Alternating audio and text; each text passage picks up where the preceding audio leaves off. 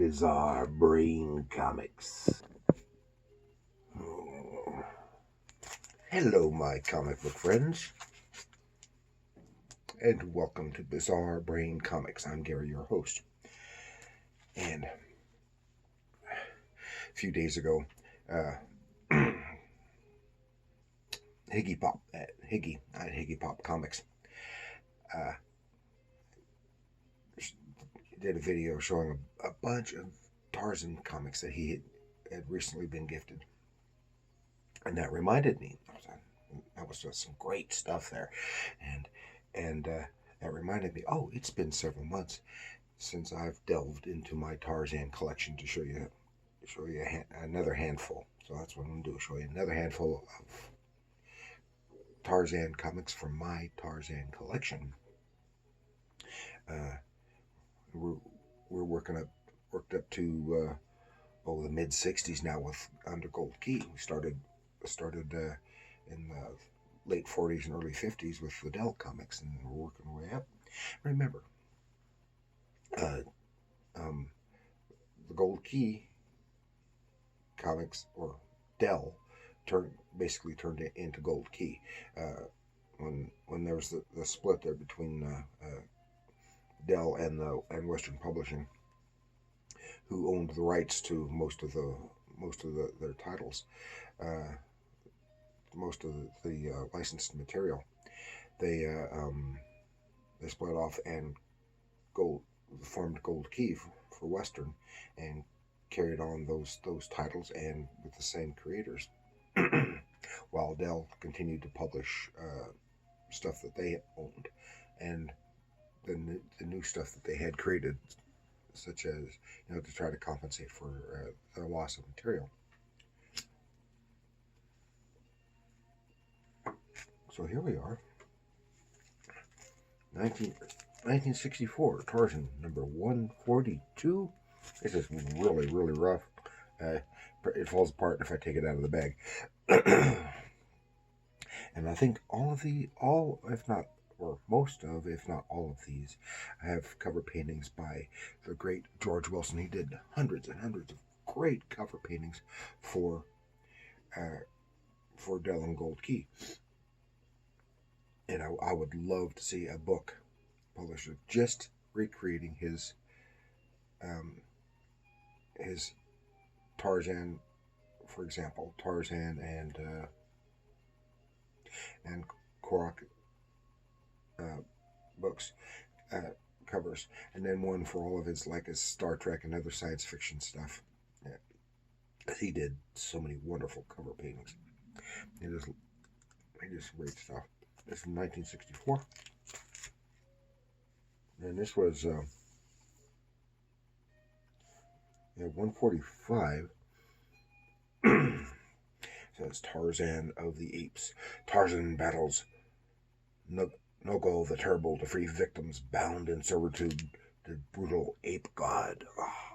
And at this point, he was doing the apes, painting the apes. It's like large chimpanzees. Eventually kind of changed that. That's some great stuff. But I love that painting. I love that ape.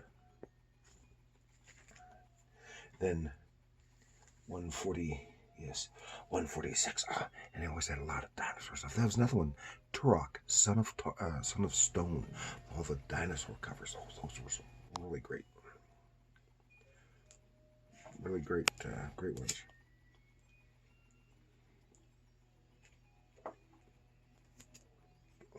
This is Trapped in the Valley of the Monsters. Tarzan helps fugitive cliff dwellers reclaim an ancient city. And they're riding a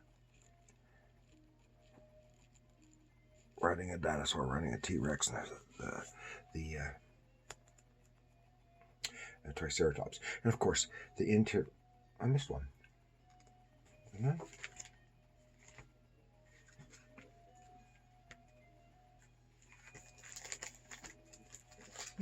I missed one.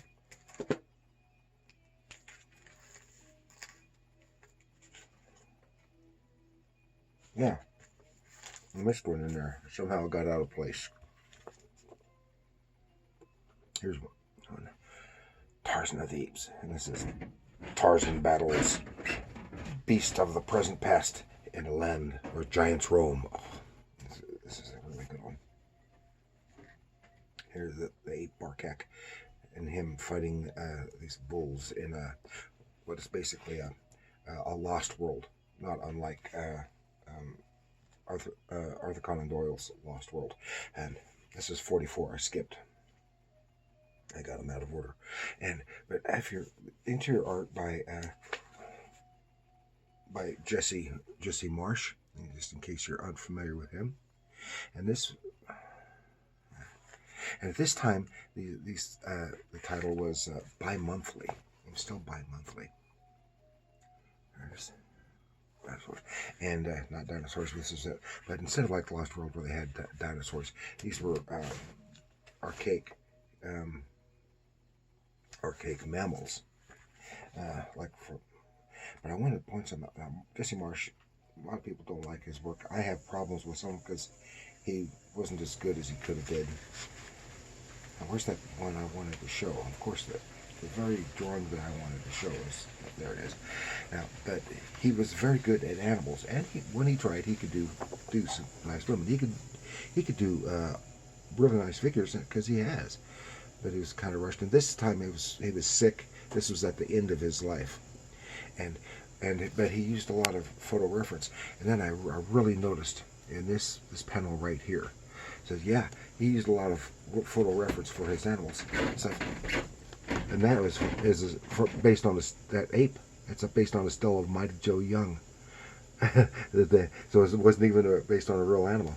And then I noticed a lot of the apes that he used were based on stills from Mighty Joe Young, and that's not to be derogatory to him at all. And then had the backup story of Brothers of the Spear by Russ Manning, and the cover is detached on this one. Then we had 146. Then we skipped to 147. Another and even George Wilson's paintings started changing a little bit, and it's more like the classic what I think of George Wilson's painting. Actually, this looks more like what might have been done for Cork because of the leopard print on here. But this is a really nice cover painting. Again, still Jesse Marsh and interior art. But 147 is the last one that I've got that was bi-monthly. And then we skipped to 150. So somewhere in there it went from bi-monthly to monthly. And this is the first one that I've got that's monthly. 150.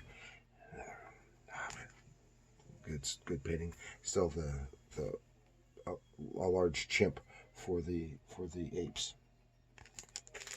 Then go to 152, and Tarzan discovers a strange valley where Stone Age cavemen still roam. You always come across cavemen all over. I mean, Africa's just got to be covered in cavemen of various stripes. And then this is the same one. I got a second copy. Can't look.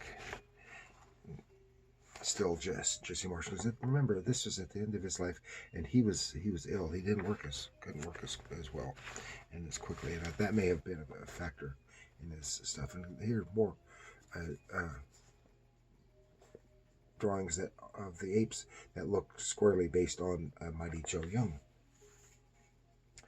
Then we skip to issue 154 and Descent into the Past, and this one is a sequel.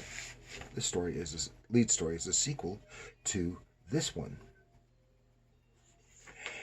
but amazing that somewhere between this 152 and this one at 154, Russ Manning took over the interior art of Tarzan art.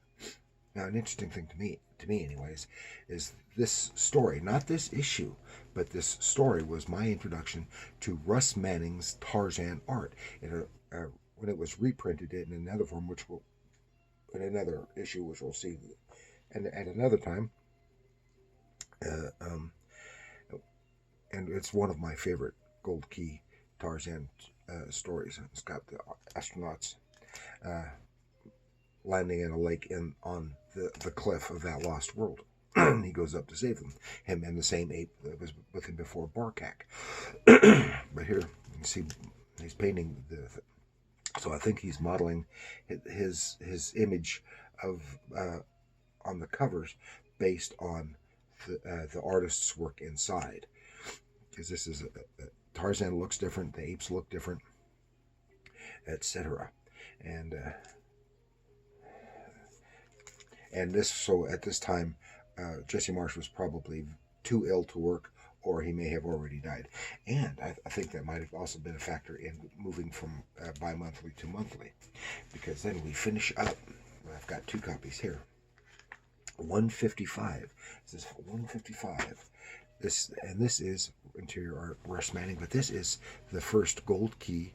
This is when they started the adaptations of the Edgar Rice Burroughs novels, which diverged quite a bit from the regular backgrounds that they gave in the for the Tarzan that Jesse Marsh was drawing. And still virtually all written by Gaylord Dubois, but there's a different. The storytelling is different under Russ Manning, and so he may have been. It may have just been his pacing, plus his artwork was much more dynamic, and besides just being a better draftsman. And this is a great read. Get one if you can, if you've never read it. Has been reprinted, and still has the Brothers of the Spear by Russ Manning backup. And I think they were just ahead, and after this, I think they started reprinting the Brothers of the Spear stories in Korok. But it's something to try to adapt that entire novel into, I think it was 22-page story. And it doesn't even finish the novel. It's very, very abrupt. And here it ends when Jane leaves Africa, instead of finishing up how telling how he got to civilization. It even completely leaves out the character of Paul Darno. So, but that is the last of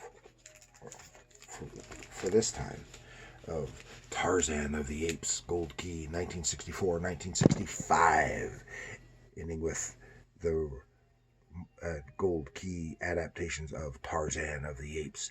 Oh, let me know what you think. Please like, share, and subscribe. Let me think. What do you think of Tarzan at this time? Who was your favorite Tarzan artist and or writer? Let me know in the comments below. And remember, comics are art.